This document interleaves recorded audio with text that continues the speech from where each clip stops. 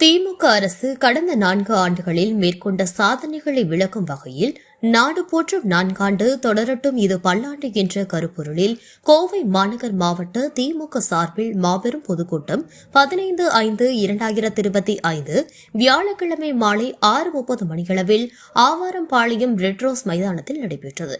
இக்கூட்டத்தில் திண்டுக்கல் ஐலியோடி சிறப்புரையாற்றினார்.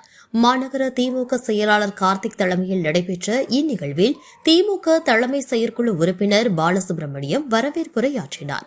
இந்த கூட்டத்தில் மாநகர் மாவட்ட துணை செயலாளர் கோட்டை அப்பாஸ், தளபதி இளங்கோ, கல்பனா செந்தில், பொருளாளர் SMP முருகன், பீளமேடு பகுதி 2 செயலாளர் நாகராஜ் உள்ளிட்ட பலர் கலந்து கொண்டனர்.